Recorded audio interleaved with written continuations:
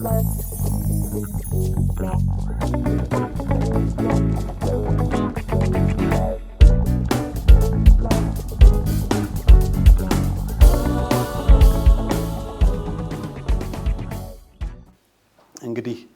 መልሼ አንተ ጋር ነው የምመጣው ቄስ ኤልያስ።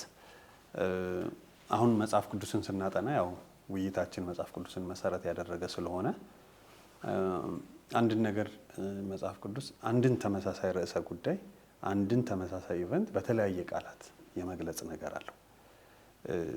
አሁን እንዲህ ሲሆን እንደውም አንዳንዶች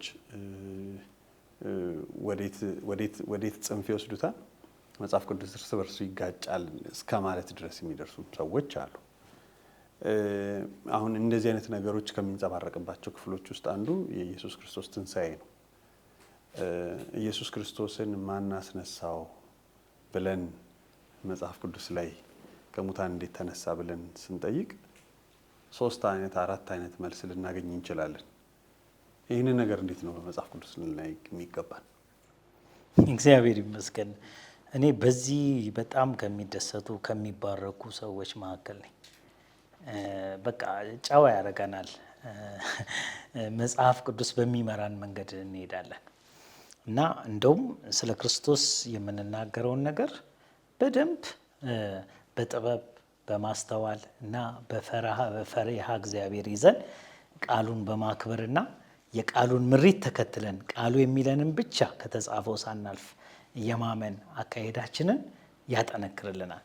አሁን ባልከው ነገር ላይ ለምሳሌ 3 ነገሮችን እኔ አሁን ስለ ኢየሱስ ክርስቶስ ከሙታን መነሳት መጽሐፍ ቅዱስ የዘገበልን ለምሳሌ ሐዋርያት ሥራ ምዕራፍ 2 ከ23 እስከ 4 ላይ እርሱ በእግዚአብሔር በተወሰነው ሐሳቡና በቀደመው እውቀቱ ተሰጥቶ በአመፀኞች እጅ ሰቅላችሁ ገደላችሁት፣ እግዚአብሔር ግን የሞትን ጣር አጥፍቶ አስነሳው፣ ሞት ይዘር ዘንድ አልቻለምና ይላል። የሞተን ያሳየናል። አስነሺ መለኮት እግዚአብሔርን አድርጎ ያስቀምጣል። ሐዋርያት ሥራ 2 23 እስከ 24 ሌላም ተጨማሪ ሐዋርያት ሥራ 2:32 ላይ ኢየሱስን እግዚአብሔር አስነሳው፣ ለዚህ ነገር እኛ ሁላችን ምስክሮች ነን ይላል። ተጨማሪም ሌላ መጨመር ይቻላል። ሐዋርያት ሥራ 3:15 ላይ የሕይወትን ራስ ገደላችሁት፣ እርሱን ግን እግዚአብሔር ከሙታን አስነሳው፣ ለዚህ ነገር እኛ ምስክሮች ነን ይላል 3:15 ላይ። ተጨማሪ አራተኛ ብጨምር ሐዋርያት ሥራ 5:30 ላይ እናንተ በእንጨት ላይ ሰቅላችሁ የገደላችሁትን ኢየሱስን የአባቶቻችን አምላክ አስነሳው 5:30 ላይ። አሁን እዚህ ጋር የአባቶቻችን አምላክ እግዚአብሔር እያለ የሚያስቀምጠው ነገር የሚያሳየን መለኮት አስነሺ መሆኑን ነው ክርስቶስን። ተጨማሪ ግን ሌሎች 2 ጥቅሶችን ልጨምር። አንደኛ ጴጥሮስ 3:18 ላይ ክርስቶስ ደግሞ ወደ እግዚአብሔር እንዲያቀርበን እርሱ ጻድቅ ሆኖ ስለ አመፀኞች አንድ ጊዜ በኃጢአት ምክንያት ሞቷል፣ በስጋ ሞተ፣ በመንፈስ ያው ሆነ ይላል። አሁን እዚህ ጋር የሞተውን የክርስቶስን ያስነሳው መንፈሱ እንደሆነ የቀሰቀሰው መንፈሱ እንደሆነ ይናገራል። ሕያው የሆነው በመንፈስ እንደሆነ ተጨማሪ ልጨምርና ሮሜ 8:11 ላይ ነገር ግን ኢየሱስን ከሙታን ያስነሳው የእርሱ መንፈስ ይላል። በእናንተ ዘንድ ቢኖር ክርስቶስ ኢየሱስን ከሙታን ያስነሳው እርሱ በእናንተ በሚኖረው በመንፈሱ ለሚሞተው ሰውነታችሁ ሕይወትን ይሰጠዋል ይላል። አሁን እነዚህን ክፍሎች ደግሞ ስናይ መንፈሱ የእሱ መንፈስ ያ እኛ ውስጥም የሚገባው መንፈስ ቅዱስ እንዳስነሳው ነው የሚናገረው። እስቲ 3ኛውን ኢየሱስ ራሱን ከሙታን እንዳስነሳ ደግሞ የሚናገሩ የመጽሐፍ ቅዱስ ክፍሎች አሉ። ኢየሱስ መልሶ የዮሐንስ ወንጌል 2:19 ላይ ይህን ቤተ መቅደስ አፍርሱት በ3 ቀንም አነሳዋለሁ አላቸው። አሁን አንሹ ደግሞ እሱ ነው ኢየሱስ ነው እዚህ ጋር። ስለዚህ አይሁድ ይህ ቤተ መቅደስ 46 ዓመት ጀምሮ ይሰራ ነበር፣ አንተ በ3 ቀን ታነሳዋለህ አሉት። እርሱ ግን ስለ ሰውነቱ ቤተ መቅደስ ይል ነበር። እንግዲህ ሰውነቱን ቤተ መቅደስ ብሎ አንሺው ደግሞ ራሱ ሆኖ ራሱን በራሱም ያስነሳ ሆኖ እዚህ ጋር ተጽፏል። እኔ በፈቃዴ አኖራታለሁ አለ ስለ ነፍሱ እንጂ ማንም አይወስዳትም። ላኖራት ስልጣን አለኝ፣ ደግሞ ላነሳት ስልጣን አለኝ። ይህንን ትእዛዝ ከአባቴ ተቀበሉ። ማንም አይወስድም፣ ማንም ደግሞ አይመልሳትም፣ እኔው ራሴ ነኝ የሚል ዮሐንስ 10:18 ላይ አለ። ሶስተኛ ልጨምርና በዚህ ሰዓት ተነስተው ወደ ኢየሩሳሌም ተመለሱ። 11ዱ ከእርሱ ጋር ነበሩ። ጌታ በእውነት ተነስቷል አሉ። አስነስቶታል፣ መንፈሱ አስነስቷል፣ ራሱ ተነስቷል። በእውነት ራሱ ተነስቷል። እግዚአብሔር ይመስገን። በእውነት እንደሞተ ምን እናገራለን? አንዳንድ የሞቱ ድራማ ትወና የሚመስላቸው ሰዎች ወይንም በሐሰት እንደዛ የሚከሱን ካሉ በእውነት ደዌያችንን ተቀብሏል። በእውነት ፈጽሞ ሞቷል። በእውነትም ደግሞ ራሱ ተነስቷል እና ለስምዖንም ታይቷል እያሉ በአንድነት ተሰብስበው አገኟቸው። ሉቃስ 24 33 34 ላይ የመጨረሻ አራተኛ በዚህ ጉዳይ ላይ ክርስቶስ ራሱ እንዳስነሳ አራተኛው ማስረጃ፣ አሁን ግን ክርስቶስ ላንቀላፉት በኩራት ሆኖ ከሙታን ተነስቷል። መጨመር ይቻላል ሌሎችም። አንደኛ ቆሮንቶስ 15 ላይ እነዚህ አባባሎች ተፋልሶ ያለባቸው ሳይሆኑ ተመሳሳይ ይዘት ያላቸውና አንድ አይነት ትርጉም ብቻ የሚሰጡ ናቸው። ትርጉማቸውን በጥቅል ስናየው ጌታ ኢየሱስ ክርስቶስ የአባቶቻችን አምላክ እግዚአብሔር መንፈስ የሆነ እግዚአብሔር መሆኑን አስረጅ ናቸው። ስለሆነም ኢየሱስን ወይንም ስጋና ደሙን ከሙታን የቀሰቀሰው የራሱ መለኮታዊ የማይታይ ባህሪው አምላክነቱ እንጂ ሌላ የመለኮት አካል ወይንም አባል እንዳልሆነ፣ መንፈስ የሚባል ሌላ ሰርድ ፐርሰን፣ አባት የሚባል ሌላ ፈርስት ፐርሰን ወይም በአማርኛ የመጀመሪያ አካል ሶስተኛው አካል ሳይሆን ራሱ ሲገልጥ ከፈለገ እግዚአብሔር ብሎ፣ ከፈለገ የአባቶቻችን አምላክ ብሎ፣ ከፈለገ እኔ ብሎ፣ ከፈለገ መንፈስ ብሎ ይገልጠዋል። መንፈስ የሚባል ኢየሱስ ነው። እኔ የሚበል ኢየሱስ ነው። የአባቶቻችን አምላክ ይባልም ኢየሱስ ነው። ስለዚህ እንደዚህ አይነት ነገሮችን ስናይ በእንደዚህ አይነት ነገሮች በደንብ አድርገን በምናይበት ጊዜ ምንድን ነው የሚሆነው? መጽሐፍ ቅዱስ ተመሳሳይ ነገርን በተለያየ አገባብ እንደሚናገር ነው የምንረዳው። አመሰግናለሁ። እሺ፣ እግዚአብሔር ይስጥልን ቄስ ኤልያስ። እንግዲህ ወደ መጨረሻው ጥያቄ ልምጣ። የዚህ የውይይታችን የፓኔል ውይይታችን የመጨረሻ ጥያቄ ነው። የመጨረሻ ጥያቄ ብቻ ሳይሆን ወደሚቀጥለው ወደ ክፍል 3 እንደ መሸጋገሪያ ድልድይም የሚሆን ነው። ከስጋው ወራት በኋላ የሚለው የሶስተኛው በቄስ ታዬ እንግዳና በቄስ ኤልያስ ሽባባው የሚዳሰሰው ነጥብ ላይ እንደ መሸጋገሪያ ድልድይ ሆኖ የሚያገለግል ጥያቄ ነው እና ለቢሾፕ አንዱዓለም ብርሃኑ ባቀርበው ጥሩ ነው ብዬ አስባለሁ። ይሄን እንግዲህ ከትንሣኤው ጋር የተያያዘ ነው። ማን አስነሳው የሚለው ነገር ያው ብዙ ጊዜ ሰዎች አብና ወልድን ለመነጣጠል ሁለት አካል ለማድረግ የሚጠቀሙባቸው ነገሮች ናቸው። ሌላው ከዚሁ ጋር ተያይዞ የሚነሳው ጥያቄ ምንድን ነው? በምን አይነት አካል ተነሳ ነው። ኢየሱስ ክርስቶስ ከትንሣኤ በኋላ አካሉ ተለውጧል የሚሉ ትምህርቶች አሉ። እንደውም አንድ ክፍል ባነሳ ዮሐንስ ወንጌል ምዕራፍ 20 ቁጥር 17 ለዚህ ትምህርት አንዳንድ ጊዜ እንደ መነሻ የሚያገለግለው ጥቅስ ኢየሱስም ገና ወደ አባቴ አላረግኩምና አትንኪኝ፣ ነገር ግን ወደ ወንድሞቼ ሄደሽ እኔ ወደ አባቴና ወደ አባታችሁ ወደ አምላኬና ወደ አምላካችሁ አድርጋለሁ ብለሽ ንገሪያቸው አላት የሚለውን ጥቅስ በመጥቀስ ኢየሱስ ክርስቶስ አካሉ ተለውጧል የሚል ነገር አለ። መጽሐፍ ቅዱስ ምን ይላል? እሺ፣ አመሰግናለሁ ወንድም ወሰን።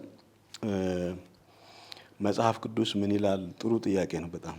መጽሐፍ እንደሚለው መናገር ማመን በጣም ጥሩ ስለሆነ አሁን በጠቀስከው ጥቅስ ላይ እኔ ወደ አባቴና ወደ አባታችሁ ወደ አምላኬና ወደ አምላካችሁ አድርጋለሁ ብለሽ ንገሪያቸው፣ ገና ወደ አባቴ አላረግኩምና አትንኪኝ ከሚለው ቃል በመነሳት ክርስቶስ የተነሳው ተለውጦ ነው።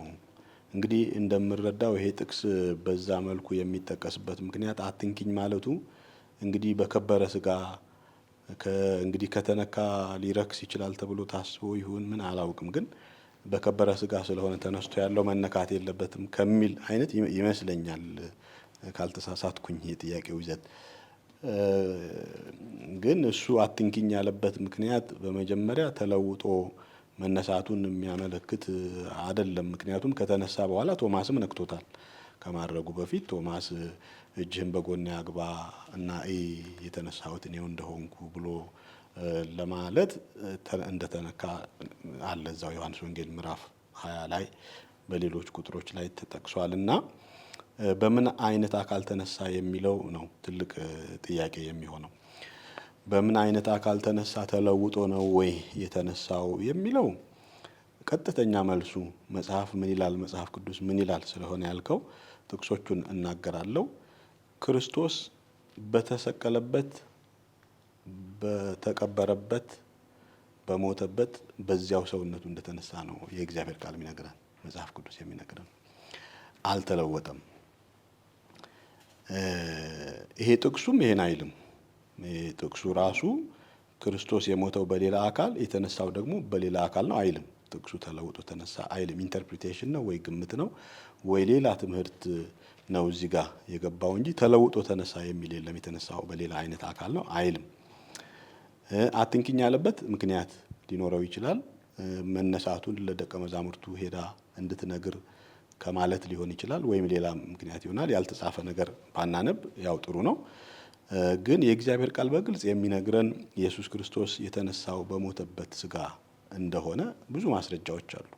ለምሳሌ በአንደኛ ቆሮንቶስ ምዕራፍ 15 ላይ መጀመሪያዎቹ ቁጥሮች አካባቢ ስናይ ክርስቶስ ስለ ኃጢአታችን ሞተ፣ መጽሐፍ እንደሚል ክርስቶስ ስለ ኃጢአታችን ሞተ ብሎ ተቀበረም ይልና መጽሐፍ እንደሚል ደግሞ በሶስተኛውም ቀን ተነሳ ይላል።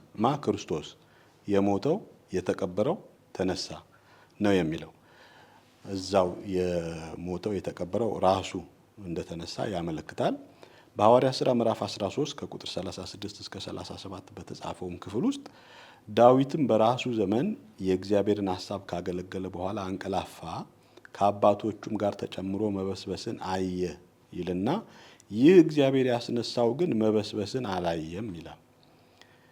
እንግዲህ ተለውጦ ተነሳ የሚል ንግግር ደጋግመን እንዳልነው መጽሐፍ ከሚለው ውጪ ማለት ለሰው አይጠቅምም። በጣም ከሕይወት መንገድ ያወጣል። ተለውጦ ተነሳ ሲባል መጀመሪያ የሞተበት ሰውነት ምን ሆኖ ነው ሲባል እንግዲህ ጠፍቷል ሊባል፣ በስብሷል ሊባል። ተለውጦ ከተነሳ ማለት ያ ሰውነት አልተነሳም፣ የሆነ ነገር ሆኗል። መጽሐፍ እንደሚለው ግን እዚህ ጋር አሁን እንደምናነበው ቃል ያ እግዚአብሔር ያስነሳው ወይም ቅድም ቄስ ኤልያስም እንዳለው ኢየሱስ ክርስቶስ ራሱ ተነሳም ይላል። ያ መበስበስን ያየ እንዳልሆነ ይናገራል። እርሱ ቃል ሥጋ የሆነ ነው። እንግዲህ በዚህ ትምህርት ላይ በተደጋጋሚ ስንገልጽ እንደነበረው ምንም አዲስ ነገር የለም። ቃል ሥጋ የሆነ ነው። የሚሞት ያንን የማዳን ስራ የሚሰራበት እንዲሆን በእግዚአብሔር ፈቃድ በፈቃዱ እንደዛ ሆኖ ያንን ከፈለ እንጂ በኤሰንስ በአማርኛ እንግዲህ ምንድን በኤሰንሱ ቃል ነው ሥጋ የሆነው። የሚበሰብስ አይደለም፣ የሚጠፋ አይደለም፣ ሕይወት ነው። ስለዚህ በዛ መረዳት ስናይ የተነሳው ራሱ እንደሆነ የእግዚአብሔር ቃል በግልጽ ይነግረናል። ይሄ ተለውጦ ተነሳ የሚለው ነገር በጣም ከባድ ቋንቋ ነው። ራሱ አይደለም አልተነሳም የሚለው በጣም ከመዳን ጋር እንዴት እንደሚገናኝ እናገራለሁ። በእግዚአብሔር ቃል ላይ አንድ ሁለት ጥቅሶችን ተናግሬ አጠቃልላለሁ። አንደኛው በሮሜ መጽሐፍ ምዕራፍ 10 ከቁጥር 6 እስከ 11 በተጻፈው ክፍል ውስጥ ከእምነት ስለሆነ ጽድቅ ይናገራል። ከእምነት የሆነ ጽድቅ እንደዚህ ነው ይላል። እንዴት ነው? በልብህ ማን ወደ ሰማይ ይወጣል አትበል፣ ይህ ክርስቶስን ለማውረድ ነው። ወይም በልብህ ወደ ጥልቁ ማን ይወርዳል አትበል፣ ይህ ክርስቶስን ከሙታን ለማውጣት ነው። ስንት ክርስቶስ አለ? አንድ ክርስቶስ ነው ያለው። ስለዚህ የወረደው ነው የወጣው። የወረደው ማለት ቃል ሥጋ መሆኑን ወደ ምድር መምጣቱን የሚያሳይ ነው። ወጣ የሚለው ደግሞ ከሙታን መነሳቱን የሚያሳይ ነው። ሁለቱም ክርስቶስ ነው ተብሎ የተጠቀሰው። የሞተውም የወረደው ማለት ነው። ሶሪ የወረደው ከላይ የወረደው ክርስቶስ ነው። የሞተው ክርስቶስ ነው። የወጣውም የተነሳውም ክርስቶስ ነው።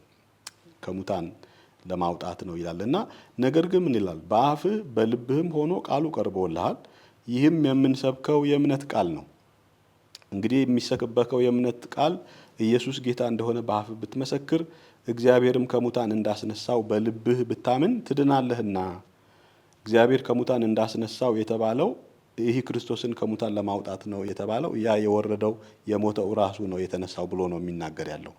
ስለዚህ ስብከቱም ራሱ ክርስቶስ ከሙታን ተነሳ ወይም እግዚአብሔር ከሙታን አስነሳው ሲባል ያ ሞትን ለዘላለም የዋጠበት፣ የዲያብሎስን ስራ ያፈረሰበት፣ ኃጢአትን ያስወገደበት ያ ሰውነቱ ስጋው ራሱ ክርስቶስ እንደተነሳና በትንሣኤው ኃይል ሞትን አሸንፎ በመነሳቱ ኃይል ነው የመዳን ነገር ወደ ሰዎች የሚደርሰው። የሚሰበከውም ይሄ ነው፣ የሚታመነውም ይሄ ነው። ይሄንን ማመን ከሌለ ግን መዳን ሊኖር እንደማይችል ነው የእግዚአብሔር ቃል የሚያስረዳው። ስለዚህ ከላይ የወረደው ወይም ቃል ስጋ የሆነው ክርስቶስ ራሱ ነው ከሙታን የተነሳው ተብሎ ታምኖ በመሰበክ ውስጥ ነው መዳን ያለውና ይሄንን የሚያሳጣ ነው ተለውጦ ተነሳ የሚለው።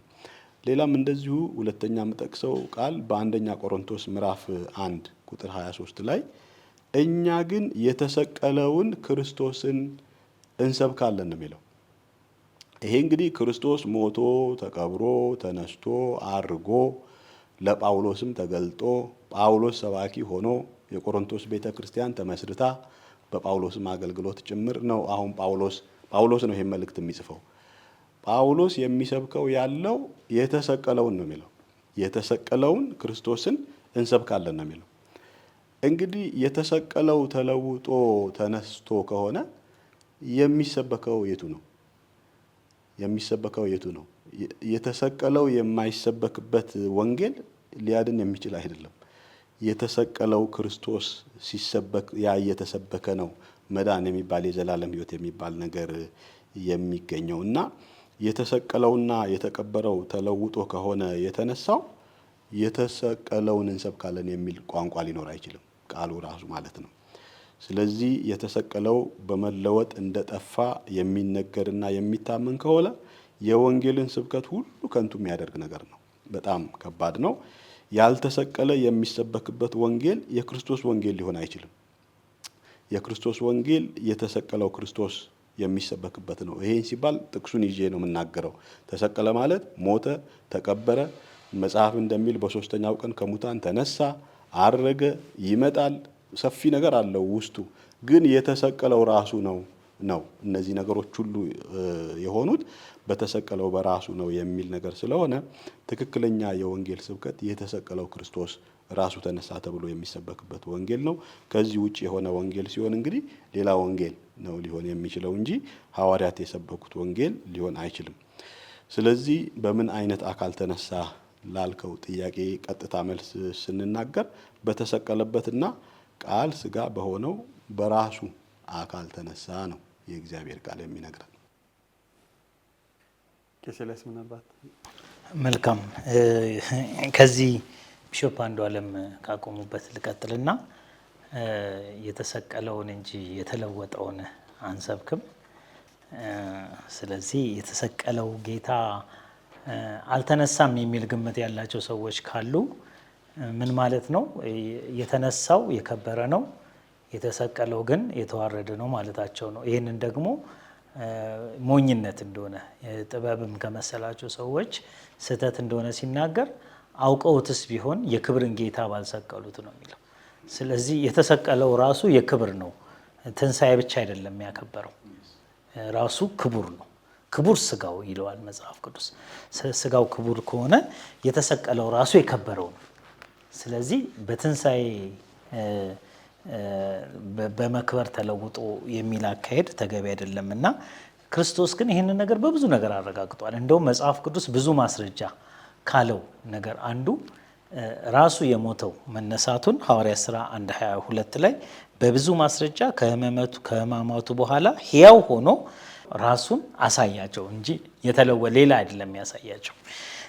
ደቀ መዛሙርቱም ሕያው ነው ያሉት ስጋውን ነው። የሞተው ስጋው ነው። ሕያው መሆን ያለበትም ስጋው ነው። ያልሞተ አይደለም ሕያው የሚሆነው፣ የሞተው ነው ሕያው የሚሆነው። ሌላው ምንድን ነው?